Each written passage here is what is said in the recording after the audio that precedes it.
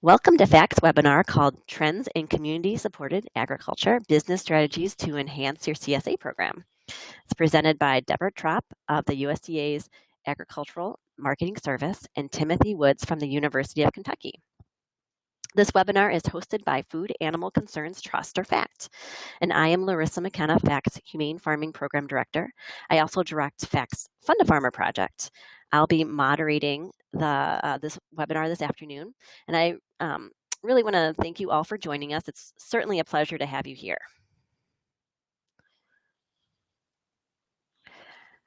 So Food Animal Concerns Trust, or FACT, we are a national nonprofit organization. We're headquartered in Chicago, and we promote the safe and humane production of meat, milk, and eggs. I direct FACT's Fund a Farmer project, which awards grants and facilitates peer-to-peer farmer education to increase the number of animals that are raised humanely. And this webinar is part of our Humane Farming webinar series. At this time, I'm really honored to introduce our two esteemed presenters. Our first presenter will be Debra Tropp. She's the Deputy Director of Marketing of the Marketing Services Division within the USDA's Agricultural Marketing Service, or AMS. And the fun fact of the day is that Debbie was once my mentor when I interned at the USDA quite a few years ago now, and I'm just delighted that she's with us today. Our second presenter this afternoon will be Timothy Woods, professor within the Department of Agricultural Economics at the University of Kentucky. And today, Tim and Debbie will be discussing some of their findings from their new report, Community-Supported Agriculture, New Models for Changing Markets. And I'd also like to mention that those of you that are interested in receiving a paper copy of that report, we can get that to you. So Debbie and Tim will be available to answer your questions later on in the webinar, which is, you can use the green question mark at the top of your screen to ask questions.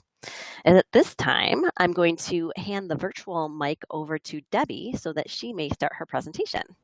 And with that, Debbie, please take it away. Thanks so much, Larissa. Really appreciate the opportunity to be here with everyone today and to share the stage with my esteemed colleague and really the primary researcher and author of this report on CSAs. Our intention here really was to try to corral all of the information and distill what was some of the lessons learned, what was valuable about a lot of the anecdotal information we were hearing about CSAs and how they were changing over time. I imagine a number of you don't really know much about USDA's Agricultural Marketing Service, and if you do, you might not know much about our Marketing Services program. So very quickly, I did want to drop in a slide here invite you to take a look at our resources on local and regional food. We are one of the primary areas within USDA that explicitly focuses on local food systems, and the impetus for doing this project really comes out of the work that we do around farmers markets and direct-to-consumer marketing.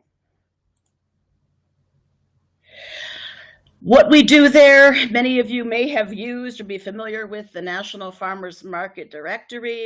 In 2014, we added to that and included a national directory of CSAs on food hubs, which we are working with the Wallace Center to consolidate into one credible national source, and a national directory on on-farm markets. And if you are not familiar with these, please visit the link below. And those of you who manage CSAs or other direct farm marketing outlets, please contact us using the link below and give us your listing, and we promise to get it up within 48 hours. At least 2 business days, and you will be seen by tens of thousands of people a month, and hopefully can help build your business. A couple other things, just briefly, about my group at the Farmers Market and Direct-to-Consumer Marketing area. We do administer periodic surveys that we take the list frame from our Farmers Market Directory, which has over 8,600 listings, and we allow managers to opt in or out, but we get quite favorable response rates, and we produce periodic research reports, one of which is currently entering editorial clearance as we speak, and hopefully will be out on the street before the end of the fiscal year. One thing you may not realize is that our legislative authority at AMS actually directly supports local food work. In the 1946 Agricultural Act, we are mandated to do a few things to reduce distribution costs and the price spread between producers and consumers, to market the full production of American farmers, regardless of scale, in a useful, economical, profitable, and orderly manner, and to improve overall dietary and nutritional standards. This was followed in 1976 by Congress's adoption of the Farmer to Consumer Direct Marketing Act, which encourages our program to focus its efforts on direct-to-consumer marketing activities for the mutual benefit of farmers and consumers. So the bottom line is that when we're looking for research projects or cooperative research agreements of this type, we're looking for those that help us support the development and creation of shorter food supply chains wherever feasible. We work to ensure that food producers receive a greater share of the final retail price that consumers pay. We want to support profitable marketing of all American farmers at all scale levels. And I want to go back to where I was. Sorry about that, Larissa. No. All right, where I go. Thank you. Sorry about that.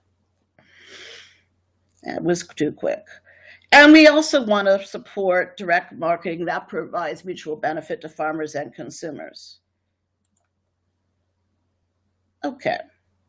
Specifically, for the focus on this project, we undertook a cooperative research agreement with Tim Woods, who had done a lot of really interesting and compelling work on local food and looking at linkages between local food marketers and retail food co-ops and other parts of the grocery sector.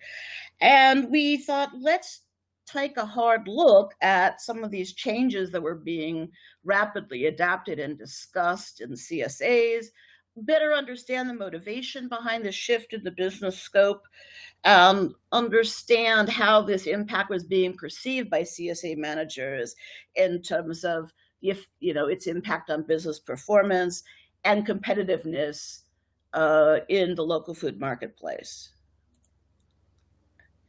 So what we learned is that we saw a number of emerging trends across the nation, a real emphasis on expanding seasonal offerings so that if traditionally a CSA might have one season, maybe they would have 2 or 3 with different product mixes. Also an expansion of product mix, partly due to changes in seasonality, but also due to the willingness to embrace collaborations with other neighboring farms. And this, of course, gave greater choice options to CSA consumers and became a little more aligned with a consumer's desire for convenience and to do some one-stop shopping of perishables. We've seen greater adoption of more affordable and flexible pricing structures.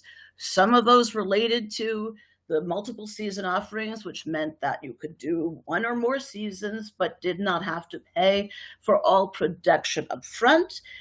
We've seen a greater introduction of some sliding scale mechanisms for CSAs, even including SNAP households, which is a fairly new development. We've seen the introduction of health and wellness incentives, primarily so far with regional health maintenance organizations, in providing health insurance incentives for those that subscribe to CSAs, and a reliance on multiple marketing outlets. These days, most of the CSAs are not trying to just go it alone as a CSA operation by itself, but combining it with farmers market sales on the part of its members, or possibly wholesale market sales. And my colleague Tim will tell you a little bit more about that as we move forward. So the bottom line is, when we're talking CSA, we shouldn't have this mental image anymore that it's just about summer produce. We see a business model that accommodates a variety of products, produce and meat and dairy and eggs and value-added processed products, which certainly has, changes the influence of seasonality on the overall operation during the course of the year. Furthermore, it adds income opportunities for extended parts of the year. The season-specific, the partial, and the optional add-on shares, eggs, meat, flowers among them, contribute to income and cash flow stability.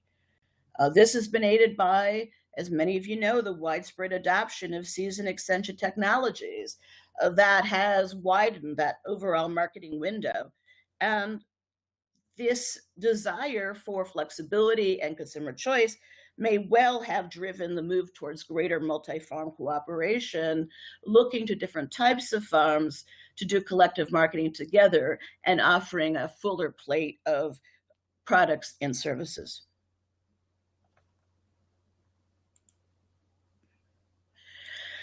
So here's the challenge we see in the CSA industry. How do you continue to compete successfully in an increasingly crowded local food marketplace while maintaining the distinct and important identity of CSAs?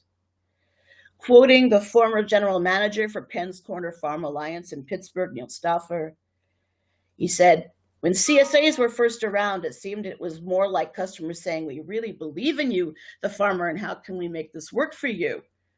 Now it seems like it has shifted, and the farmers are saying, 'How can we make the CSA work better for you, the customer?'"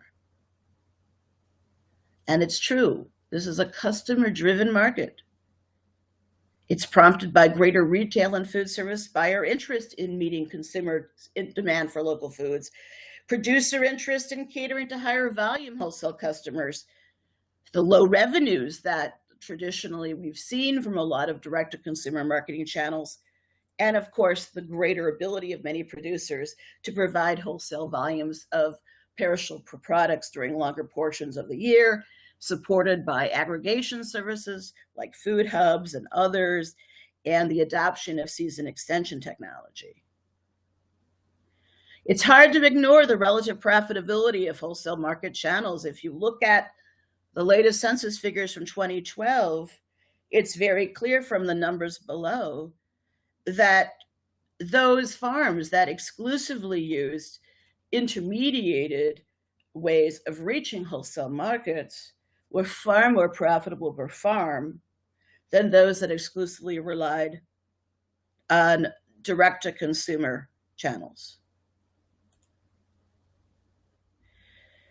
And we even get this continued sense from our latest statistics. This is of the Local Food Marketing Practices Survey that was released by NASS, the National Agricultural Statistics Service, in last December. It's estimated that in 2015, local food represented $8.7 billion in revenue. Important to realize in that the largest revenue generator, $3.4 billion of that amount, involved farms selling food directly to institutions and intermediaries to go into wholesale marketing channels. For the most part, direct-to-consumer sales amounted to $3 billion.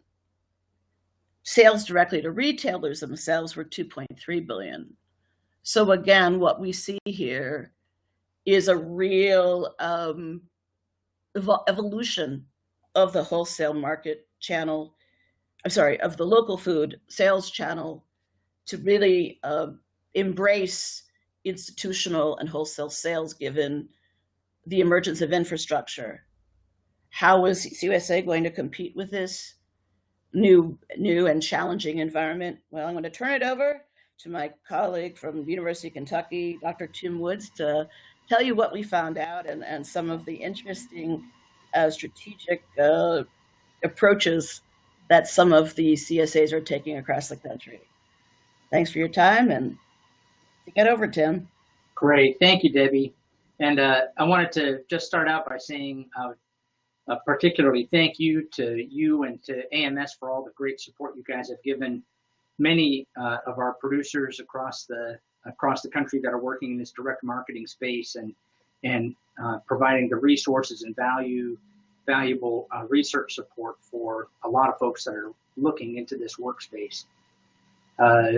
As we said, we've had this report that we've just released here recently, the Community Supported Ag, new models for changing markets, and really excited about this work and lots of really, we think, very exciting spin-off opportunities outside of this, this initial look at this national survey of CSA managers giving their perspectives of some of the changing things that are taking place in the CSA world.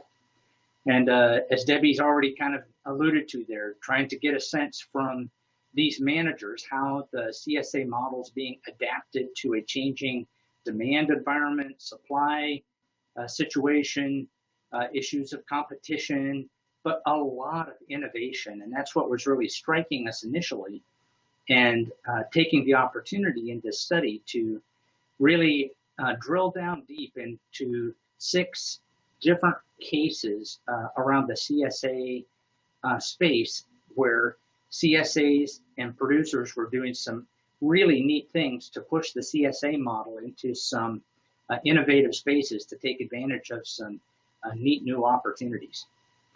I'm kind of starting with the assumption here that most of our folks on board here are relatively familiar with the community supported agriculture concept and the idea of shareholders and the weekly delivery of products and the shareholder subscription that in a typical season you'll see a 25 to 35 week. Of course, it depends on where you are in the country.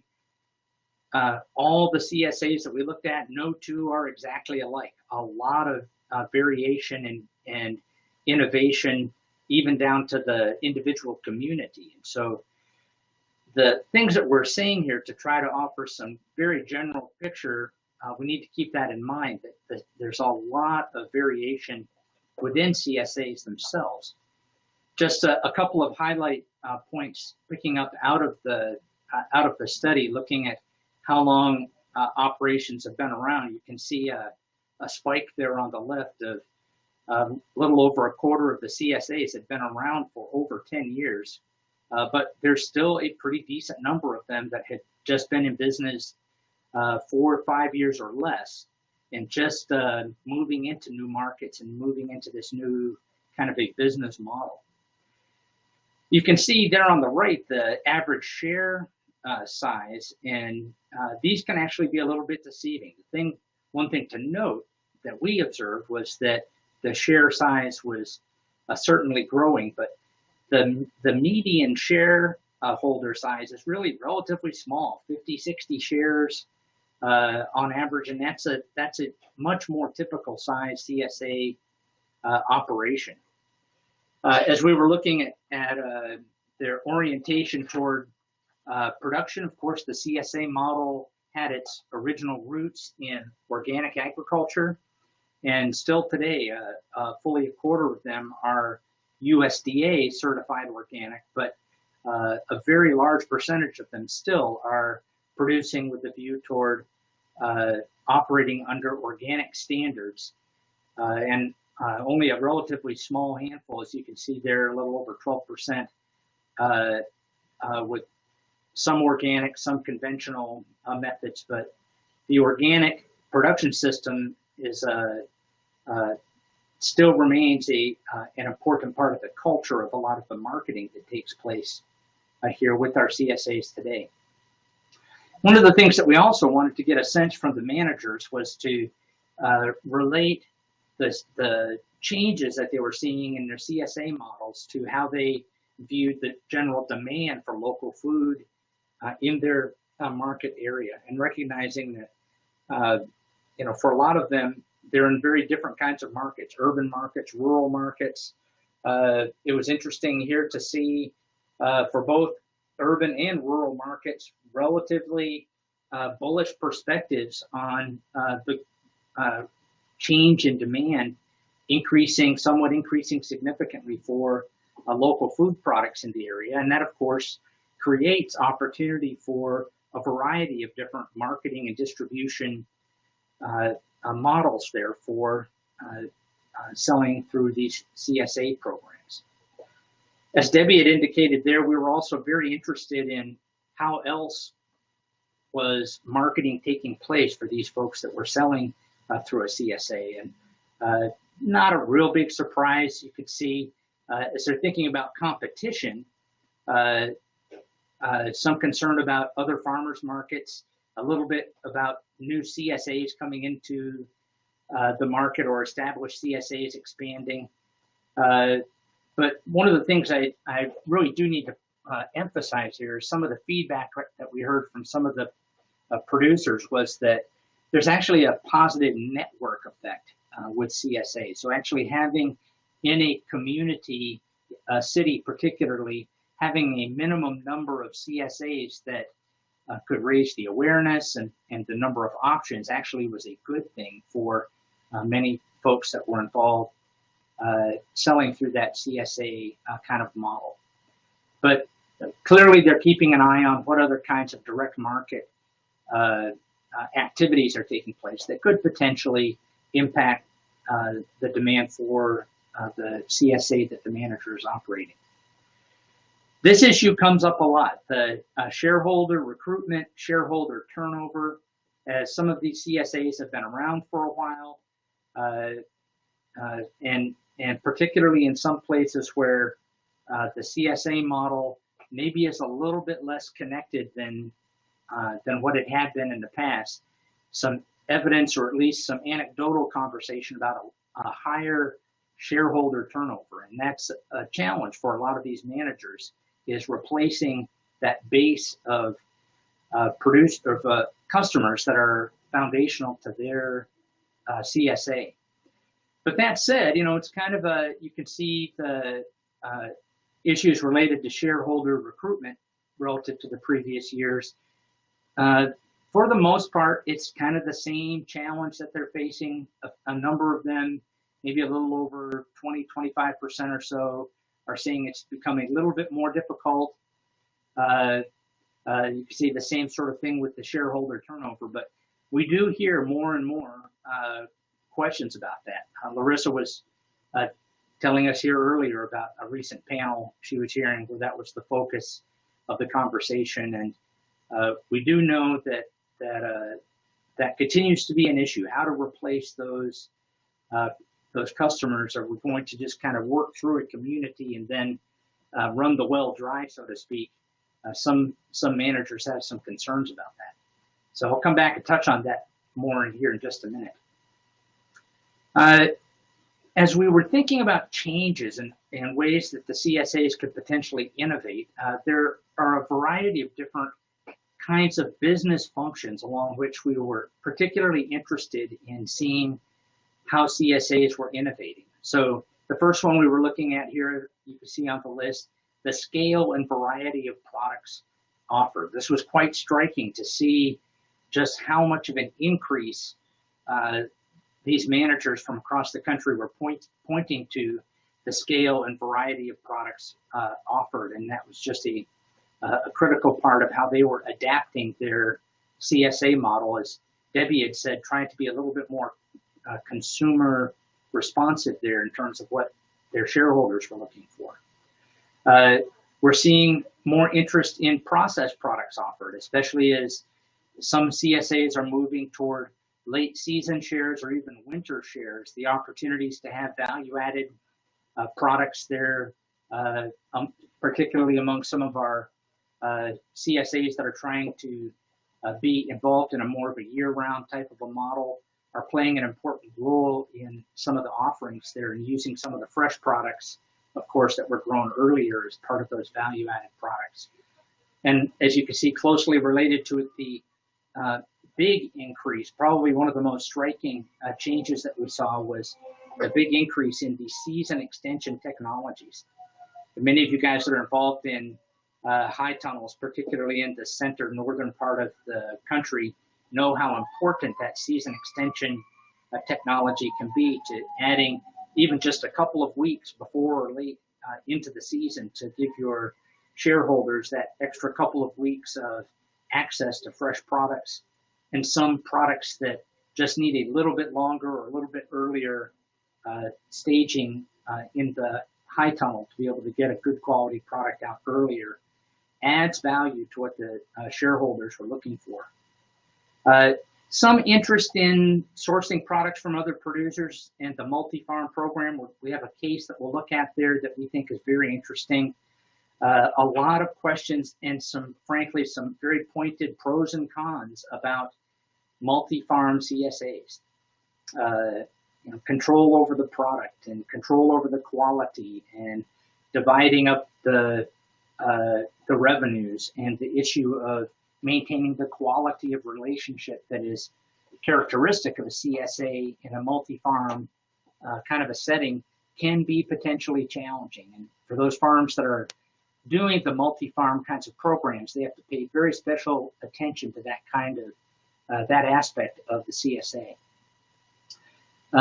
The on-farm shareholder activities, again, at the very roots of the CSA program, it was very typical. You would have shareholders that would come out, work on the farm, have some kind of sharing then of the farm risk, sharing of the farm production, even cost reduction potentially in what a share would involve. Still some increase in that, interestingly, but I think a lot of that increase in on-farm shareholder activities is more other kinds of experience things that are being brought to the CSA, not necessarily the work share kinds of programs, but festival dinners, harvest dinners, other kinds of activities that can help enhance the quality of the experience and the shareholder to farm kind of connection that many value. So you can see not very much share packing really going on there for a lot of our managers. This next slide is a very new representation of the data that we've been looking at, and I'm very excited about this. This is a very kind of beginning points. Debbie and I have been working on a paper. We presented a poster looking at this, but trying to understand some very important elements of the data that we're looking at here. So looking at, can we understand what are the determinants of the size of these CSAs? What are the determinants of the growth rate that we're observing? What might be the determinants of CSA profitability? And then finally, some things about the shareholder turnover, what things might be potential factors contributing to that. And I just wanted to take a couple of minutes to run through this with you before we summarize just the last couple of things and then moved on to the cases. Look at the CSA scale. So this is really trying to understand the determinants of how big a CSA is. And we see CSAs in the east regionally, generally a little bit bigger compared, in this case, with CSAs in the west as the baseline, roughly 32% bigger. Urban CSA, urban-based CSA farms that would be located near an urban fringe area, bigger.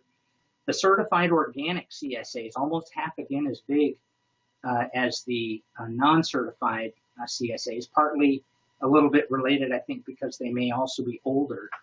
The share of CSA farm sales also contributes positively, almost a 1-to-1 ratio to the CSA scale.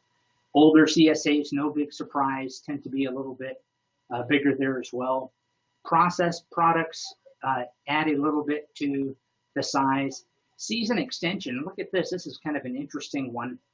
It actually suggests that those farms that have a CSA that are doing the season extension actually can be a little bit smaller in terms of the number of shareholders. They can do more with fewer shareholders there through things like season extension.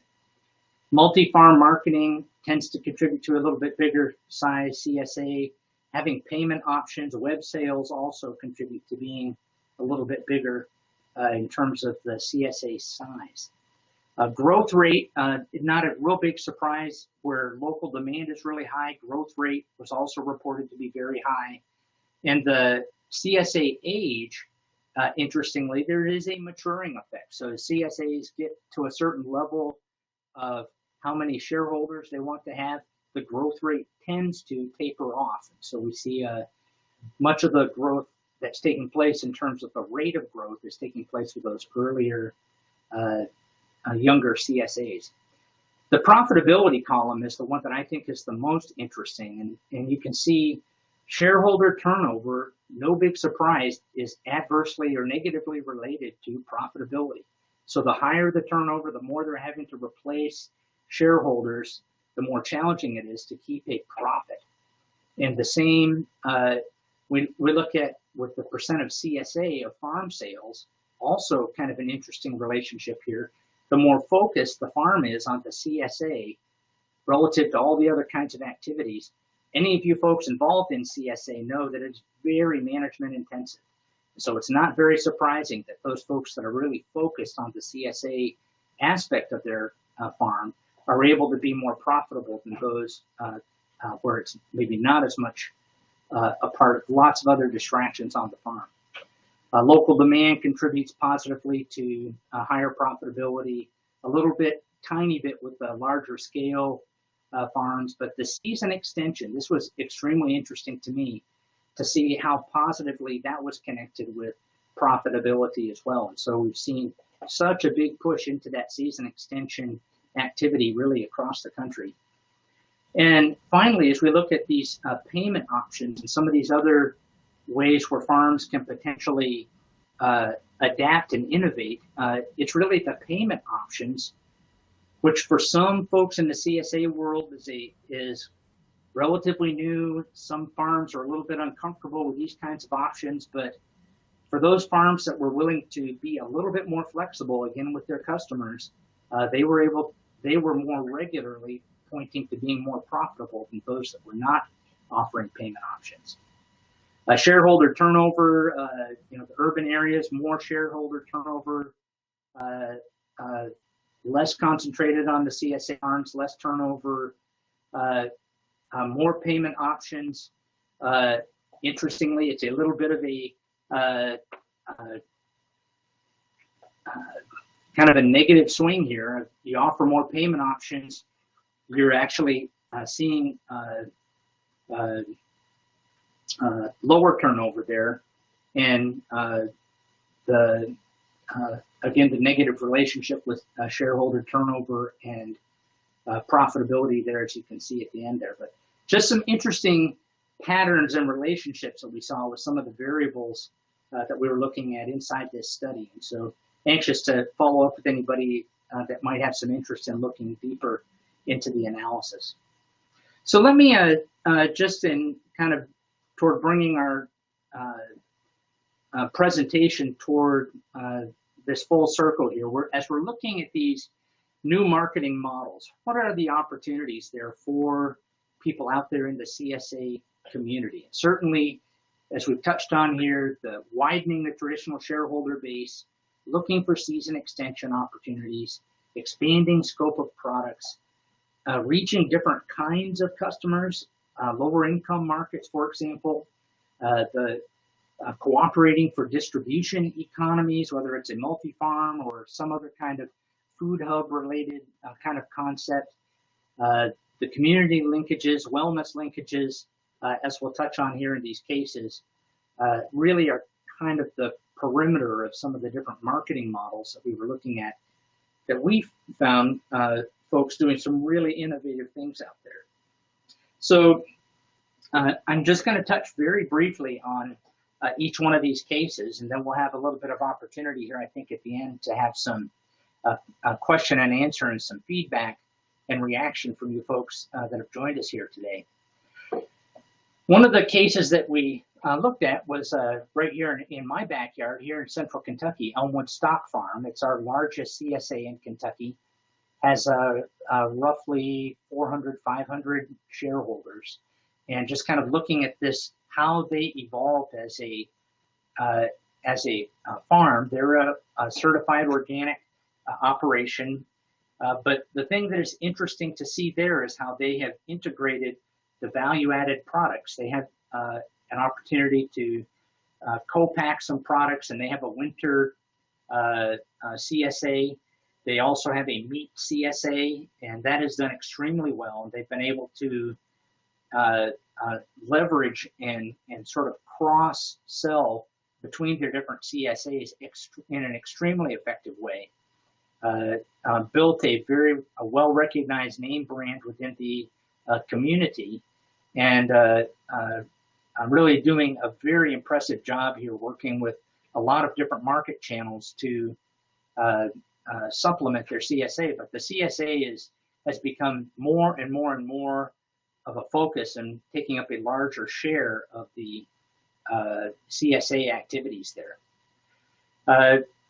They see a lot of challenges with the CSA. The challenge with the shareholder retention, shareholder relationships, a lot of concern about multi-farm. They've looked at that many times, but continue to step back away from it because of concerns about being able to control quality and control the relationship that they work very hard. Even with that, I mean, you can imagine trying to develop relationships with 450 to 500 shareholders is tough all by itself. But the high tunnels and season extension things, as I've said, really important part of their business. Another interesting CSA, Farmer Dave CSA, just on the north side of Boston, doing a very interesting job working with low-income consumers out there, working in partnership in the East Boston area with people that are down in the different kinds of city project areas that are managed by the city of Boston that work in partnership with Farmer Dave and a couple of other NOFA,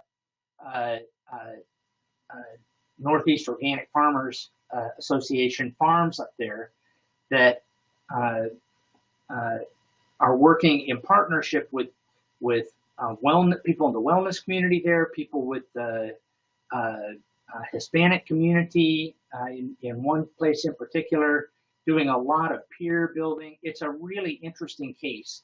Even working with the Harvard Medical folks and the Dana-Farber Cancer Institute to do some really neat things, helping bring CSA into some places where there's actual food desert issues and some real challenges there in terms of food access in that central Boston area.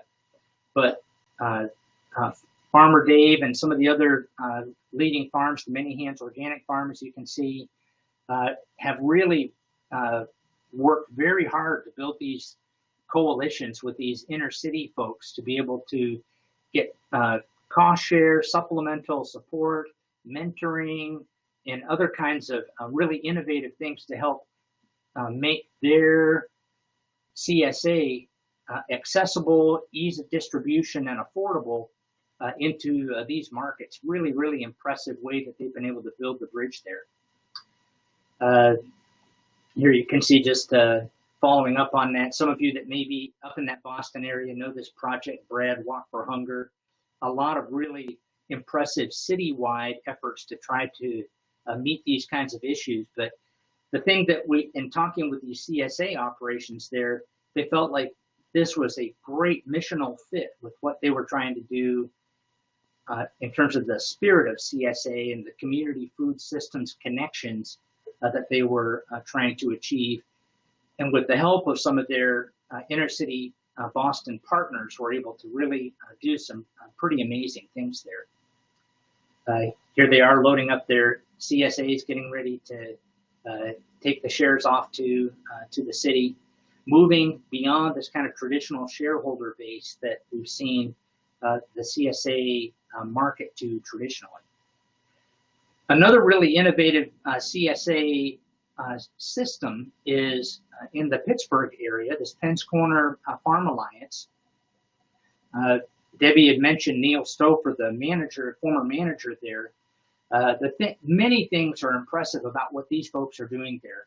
Not just the multi-farm CSA program, where they've actually organized a group of about 35 farms to actually form a formal farmer cooperative to be able to pursue these kinds of marketing opportunities, but working with Small Farm Central up there on some of the technology aspects and the e-commerce related kinds of innovations there to really open up some doors for these farmers to work together. Probably one of the most impressive farmer coalitions to pursue a CSA program that I've come across personally. And an interesting case that I'd encourage you to have a look at in our report a little bit more of what those folks are doing. They leased some, eventually got to a point where they got big enough to lease some downtown Pittsburgh warehouse space, moving just lots and lots of product, not just into their CSA distribution, but selling to restaurants, using their CSA distribution as a sort of de facto farm market drop-off sites where people had purchased product online and then they could pick up their product at a CSA drop-off site somewhere in the Pittsburgh area. Very impressive coordination and story there, kind of detailed here on this slide. I won't go into all the particulars here, but it just tells a little bit of the chronology and story about how they've grown that opportunity for the producers that are involved.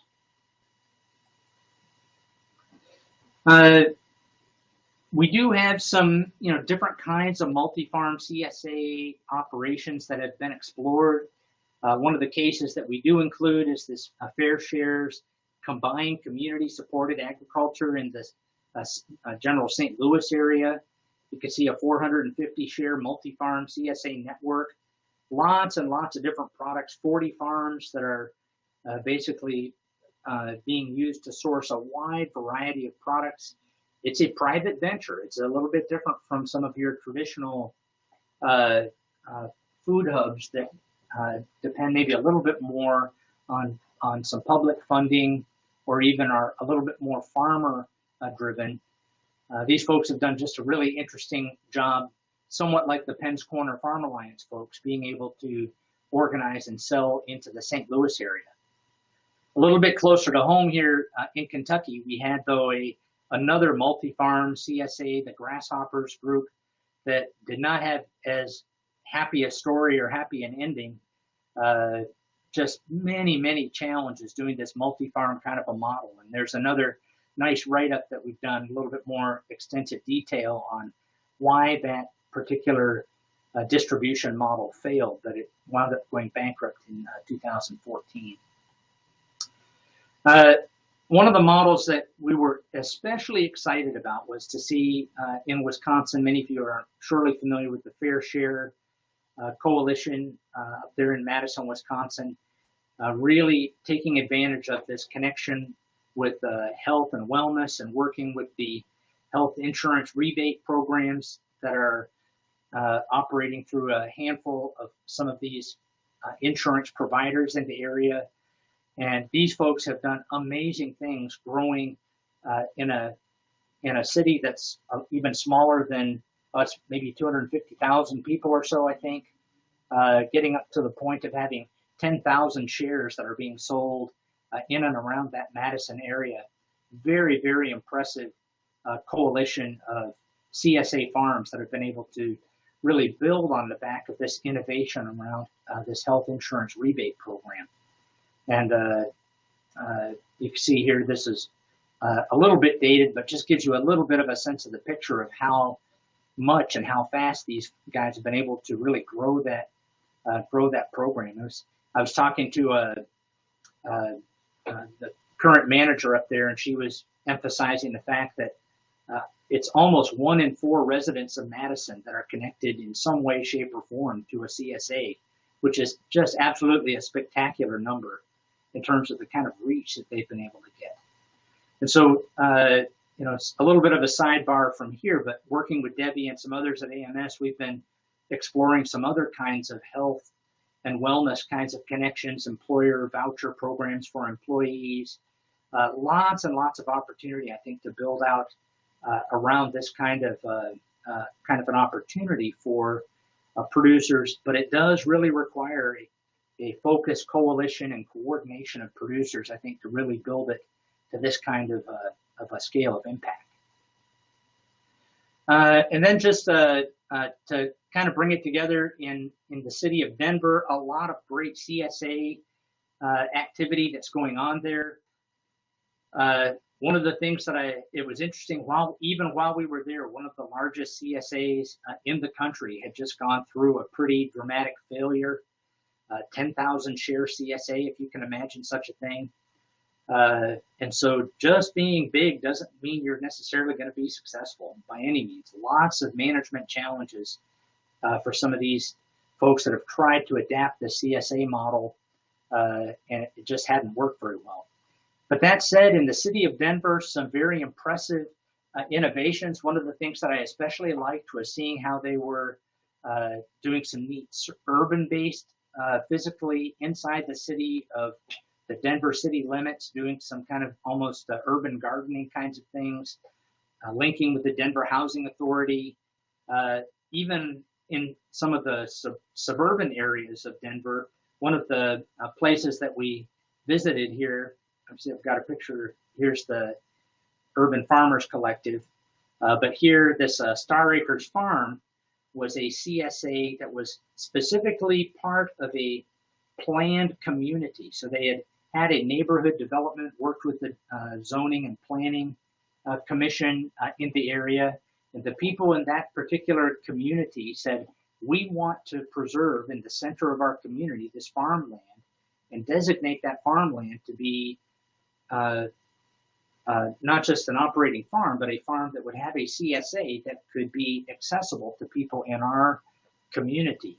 Incredibly forward-thinking and progressive-minded idea around the notion of community planning and zoning and farmland preservation and development. And just a very well-run, well-managed program, and an interesting kind of farming on the urban fringe kind of a model that we found very interesting. So I'd encourage you to maybe have a look at that if you're interested in some of the things there. So the very last thing I want to just mention is just thinking about where to from here. Where is the CSA model going? And we see lots and lots of alternative distribution models that are out there trying to angle in with some kind of a share of the local food market. And what's unique about the CSA model that will help it to be sustainable and to be something that is going to be viable. And looking at this graphic here, I would be interested in some feedback from you all that are listening in here. Looking at a kind of a customer model that was put together for the folks at Whole Foods a number of years ago, where they were looking at core consumers, mid-level consumers, and periphery consumers. But if you look at this column on the left, this is really thinking about the strategic reach for retailers that are trying to engage the local food market. And you see the grocer, specialty wholesaler, P-pod type, direct to store, direct to home delivery, kinds of programs that are trying to push down more and more to this core group. And this core group is a really highly valued, highly pursued market segment, the low-cost consumer, if you will, the locavore, that is very much values-driven, not so much price sensitive, but really making their food choices based on values, relationship, and the things that they're kind of voting with their food dollar, the experiential elements that they're looking for in connection with their farming and food purchase experiences. And that's where the traditional single farm CSA has really set up shop and focused on and done a really good job building a shareholder base around that core. But even as we're looking at CSAs themselves innovating, they're moving out into these mid-level and even periphery type groups and finding themselves even in more competition to some extent with some of the multi-farm, local food aggregator, food hub kinds of space, other kinds of specialty wholesaler and distributor folks that are working in that space. So I think we're going to see an increasingly jumbled marketplace out there, and even more important for CSA farms to do a good job focusing and building on their core and making sure they're able to deliver that value to that core shareholder. So, e-commerce, I think, is not going away. It's going to be something that will be increasingly an important dimension to any kind of local foods business. Thinking about all these different kinds of innovations, lots of opportunity. I hope you picked that up as we kind of went through the presentation here today. Season extension, of course, playing a big role, but even thinking about new non-traditional shareholders that could be potentially better access with some planning, some strategic planning, some various kinds of partners, whether it's wellness, food access, income access issues that could be worked with, can really create some opportunities. And those agency partners, community partners are going to be just really critical, I think, to CSA success looking into the future. It's a local food system with many agencies involved. So I guess with that, let me just kind of bring it to a close here. We've got 5-7 minutes or so here at the end of our program here. Larissa, I'll turn it back to you. Debbie, if there are some additional questions, we'd love to hear from you. Yeah, thank you so much, Debbie and Tim. That was a wonderful presentation, really thorough and insightful, and I especially appreciated the kind of background context with all the data and how that, kind of connected to the individual examples and how that's being, used on operations. I know that some of you may have in the audience been having some issues viewing the slides. Some of them, I've gotten some feedback that they didn't progress appropriately. So I apologize for that if that happened to you. I will be sending around a link to the actual presentation, the recording of it, and the slides themselves. So hopefully you'll be able to see them at that point if you weren't actually able to during the presentation. So at this point, yeah, if you have any questions, there's a green question mark at the top of your screen. You can click on it and submit a question. I will read them aloud, and then either Tim or Debbie or both of them will respond. We have a couple minutes here to take your questions. And I see one came in. There were, a couple of questions for Tim about, I think it's particularly from Sarah Lloyd, about what was meant by the percentages and your I think it was regression analysis as you were going through your matrix. And I was wondering, Tim, if we might be able to make the poster or anything available that explains how those figures were derived. Right. Yeah, we do. That's a great point, Debbie. We do have a more detailed poster, and happy to share that with Larissa. You can circulate that around. That has a little bit more detail. Yes, this was some regression analysis. I was not wanting to go into the real nitty-gritty of the statistical approaches as much as trying to paint kind of a very broad picture of what we were seeing in terms of impacting positively, negatively, and what was statistically important. But just looking at size, growth rate, profitability, shareholder turnover, those factors that were helping us understand those things, I thought were really interesting, and there's more to build on there for sure. Absolutely. Yeah, I think that was from your determinant slide. We had a question from Christine. I don't think I have your full question. If you want to retype it, I can put it out to the group. Okay, we have a question from Jill. It says, when farms are surveyed, was there an average percentage of turnover that most farms experience with their CSA? Yeah, that's a great question. We did not include a specific question on percent turnover. We do hear anecdotally, you'll see it's not uncommon for a farm to have 40, 50, I've even heard as high as a 70% turnover rate for CSA. And that's an area that I think merits a lot closer attention. I'd love to look at that some more, and I think how some of these different models might be developed, or kinds of customers that CSAs are trying to engage with, the impact that has on shareholder turnover would be interesting, in addition to some of the kinds of business function innovations that are being brought on with web sales, payment options. I think there's more to look at there as well.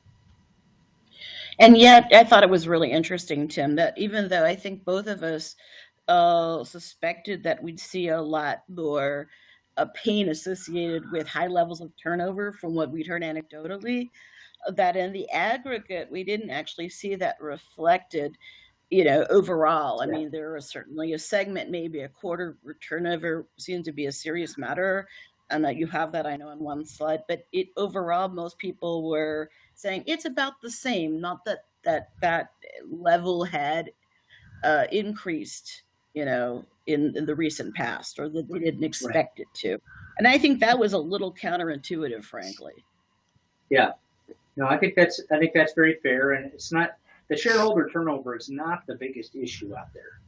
Right. I think it's the issue of how do we go about delivering our value proposition to our shareholders and keep ourselves unique and distinct from some of these other local food sourcing options that are emerging out there in the market space. Exactly. Well, thank you both. Yeah, we have probably time for another question or two if anyone in the audience has anything they would like to put out there.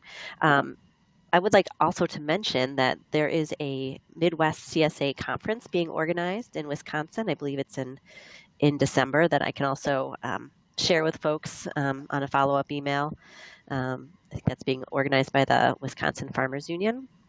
So it might be a good opportunity for producers to get together and learn from each other and kind of go through and figure out, what all these trends and models and how to implement them, innovations in their own program.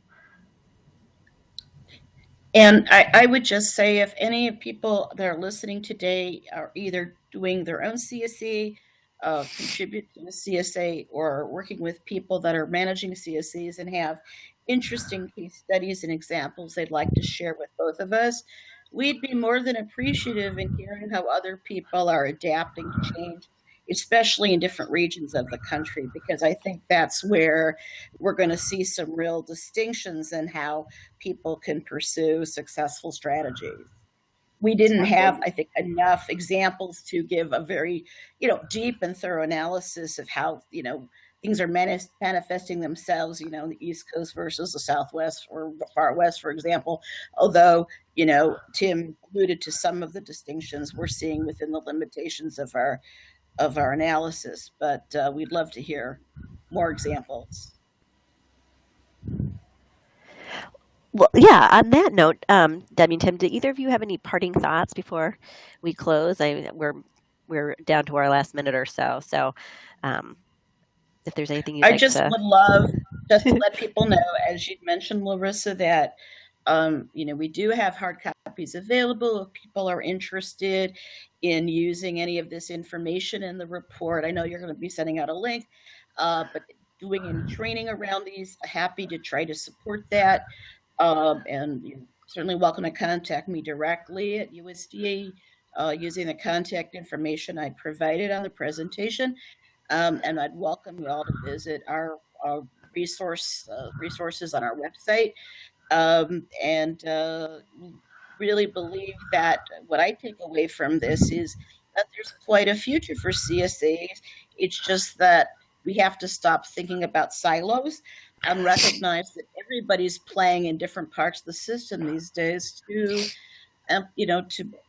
improve their cash flow, and because there are more opportunities for that than there had been previously.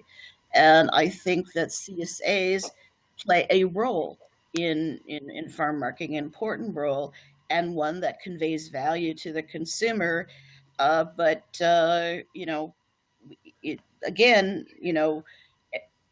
use of farmers markets and delivery points, finding out how to make, the synergistic use of different platforms, I think, is going to be some of the challenge and expectation of the future. Yep, very well summarized. Absolutely. Thanks, Jim. Absolutely. Well, on that note, that is all the time we have. I thank everyone for joining us. Just a few housekeeping items before we sign off.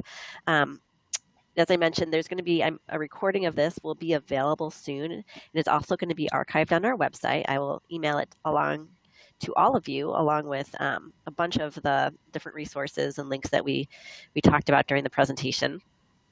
And also immediately after the webinar ends, you'll be asked to complete a very short survey about your experience on the webinar, and I would really appreciate any feedback that you can share. So if you could just take a minute or two to complete the survey, I would absolutely appreciate that.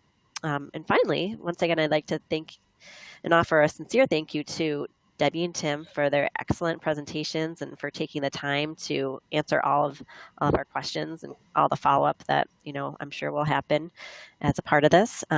Thanking all the audience members for your attention and interest, and it's certainly been my pleasure. I love hosting these webinars, and I'm really glad that you all joined us. So on that note, I hope you enjoy the rest of your Monday and that we all connect again soon. Thank you, everyone. Thanks, Larissa. Bye-bye.